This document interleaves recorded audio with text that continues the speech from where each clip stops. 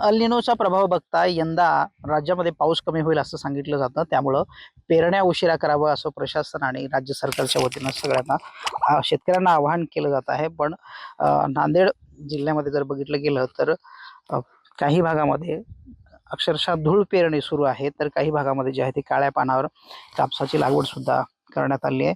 माहूर तालुक्यामध्ये कालपासून मृग नक्षत्राच्या मुहूर्तावर शेतकऱ्यांनी आपल्या पेरणीला सुरुवात केली, पण तिकडच्या भागामध्ये पाऊस सुद्धा झालेला नाही आहे. धूळ पेरणी अक्षरशः केली, त्यामुळे दुबार पेरणीचं संकट येण्याची शक्यता नाकारता येत नाही. सातत्यानं कृषी तज्ज्ञ सांगत असतात की 75 ते 100 मिलीमीटर पाऊस झाल्याशिवाय शेतकऱ्यांनी पेरणी करू नये.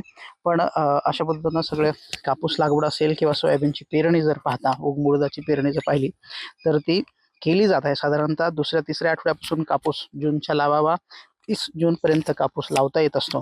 पण शेतकऱ्यांनी आपण बघितलं गेलं तर आता मी अर्धापूर तालुक्यातील कोंडा गावात आहे आणि या शेतकऱ्यांनी अक्षरशः काळ्या पानावर ह्या सगळ्या कापसाची लागवड केली. ही मागच्या आठवड्यातलीच लागवड आहे. आपण शेतकरी आहेत, आपण त्यांच्याशी बोलूयात.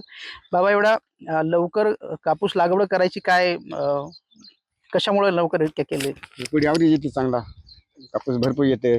बरं. हो, पुन्हा पाणी सुविधा आहे आपल्याकडे, त्याच्यामुळे लावला लवकर. कशाची पाण्याची काय सुविधा आहे? आपल्या बोर आहे, विहीर आहे, बरं. नदीला पाणी येते आमची सापूच आहे महिन्याला. अच्छा. आम्हाला पाण्याची काही कमी नाही. काय फायदा होतो लवकर लावला तर?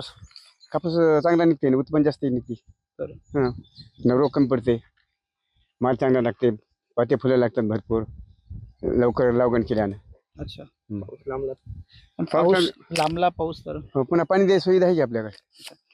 यांच्याकडे पाण्याची सुविधा असल्यामुळे काळ्या पाण्यावर त्यांनी कापसाची लागवड केली आहे. पण ज्या शेतकऱ्यांकडे पाण्याची सुविधा नाही त्या शेतकऱ्यांनी आत्ताच पेरणीची गडबड करू नये अशा पद्धतीचं आवाहन प्रशासन आणि जिल्हाधिकाऱ्यांच्या वतीनं करण्यात येत आहे.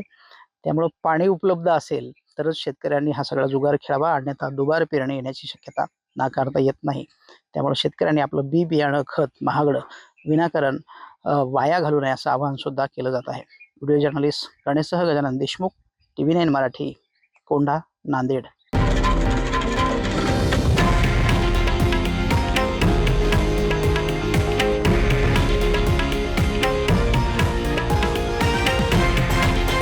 हे आहे देशातील नंबर 1 न्यूज नेटवर्क आणि आपण पाहत आहात TV9 मराठी, एकमेव.